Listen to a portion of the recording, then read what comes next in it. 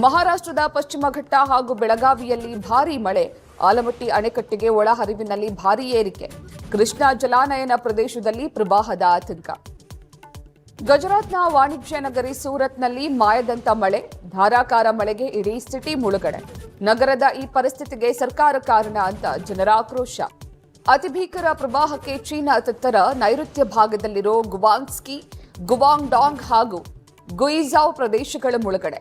ದೊಲಿಯೋ ನದಿಯ ಆರ್ಭಟಕ್ಕೆ ರೋಂಗ್ಜಿಯಾಂಗ್ ಹಾಗೂ ಕಾಂಗ್ಜಿಯಾಂಗ್ ನಗರ ಜಲಾವೃತ. ಭಾರೀ ಮಳೆಗೆ ಚೀನಾದಲ್ಲಿ 13 ಮಂದಿ ಸಾವು, ನೂರಾರು ಜನರು ಕಣ್ಮರೆ. 70,000ಕ್ಕೂ ಹೆಚ್ಚು ಜನ ಸುರಕ್ಷಿತ ಸ್ಥಳಕ್ಕೆ ಸ್ಥಳಾಂತರ. ರಾಜ್ಯ ಸರ್ಕಾರದ ವಿರುದ್ಧ ಶಾಸಕರ ಹೇಳಿಕೆಗೆ ಹೈ ಗರಂ. ಬಹಿರಂಗ ಹೇಳಿಕೆ ನೀಡದಂತೆ ಬ್ರೇಕ್ ಹಾಕಲು ಸಿಎಂಗೆ ಹುಕುಂ. ಶಾಸಕರ ಜೊತೆ ಮಾತನಾಡುವಂತೆ ಸಿಎಂ ಸಿದ್ದುಗೆ ಎಐಸಿಸಿ ಅಧ್ಯಕ್ಷ ಮಲ್ಲಿಕಾರ್ಜುನ ಖರ್ಗೆ ಸೂಚನೆ.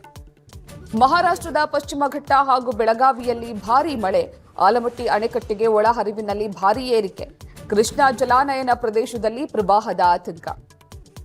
ಅತಿ ಭೀಕರ ಪ್ರವಾಹಕ್ಕೆ ಚೀನಾ ತತ್ತರ. ನೈಋತ್ಯ ಭಾಗದಲ್ಲಿರೋ ಗುವಾಂಗ್ಸ್ಕಿ, ಗುವಾಂಗ್ಡಾಂಗ್ ಹಾಗೂ ಗುಯಿಜಾವ್ ಪ್ರದೇಶಗಳ ಮುಳುಗಡೆ. ದೊಲಿಯೋ ನದಿಯ ಆರ್ಭಟಕ್ಕೆ ರೋಂಗ್ಜಿಯಾಂಗ್ ಹಾಗೂ ಕಾಂಗ್ಜಿಯಾಂಗ್ ನಗರ ಜಲಾವೃತ.